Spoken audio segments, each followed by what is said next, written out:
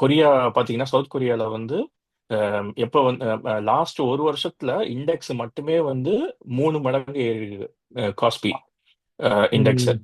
So அது ஏன் ஏறிச்சுன்னா அவங்க கிட்ட தான் வந்து இந்த மெமரி, ஏஐக்கு வந்து மெமரி ஸ்டாக்லாம் ம். அங்கதான் வந்து எல்லாம் பண்றாங்க, ஹார்ட்வேர் மெமரிலாம். ஸோ ஒரு அந்த நிமிஷம் அந்த சார்ட்டை நிறைய காட்டுங்க. வந்து இந்த சார்ட் ஓபன் பண்ணலாமா பார்க்கலாமே. கூகுள்ல? 3 இயர்ஸ் எவ்வளோ ஒரே இருக்குன்னு. ஒரே நிமிஷம்.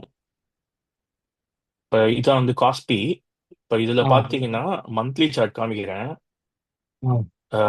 இதுல இருந்து லாஸ்ட் மார்ச்ல இருந்து இந்த மார்ச் வரைக்கும் 300% ஏறி இருக்கு.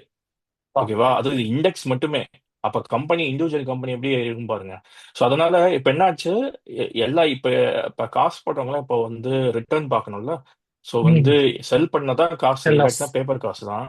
ஆமா, ஆமா. அதனால வந்து நேத்திக்கு இந்த லாஸ்ட் ஒரு 3 4 நாளா பாத்தீங்கன்னா செல்லிங் தான் நடக்குது இங்க. ஸோ ம். வந்து இது எனக்கு தெரிஞ்ச வரைக்கும் இது ப்ராஃபிட் புக்கிங் தான் நான் சொல்லுவேன். ஸோ வந்து இவங்க வந்து ப்ராஃபிட் புக்கிங் பண்றாங்க. அதே மாதிரி தான் வந்து என்விடியாவும் பார்த்தீங்கன்னா வந்து லாஸ்ட்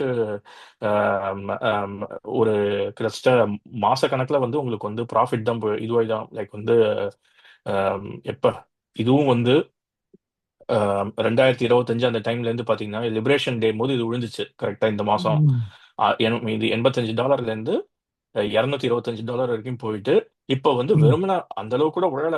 பாத்தீங்கன்னா ஓரளவுக்கு தான் ம். வந்து விழுந்திருக்குது. இந்த மாசத்துல வெறும் 2% தான் விழுந்திருக்கு.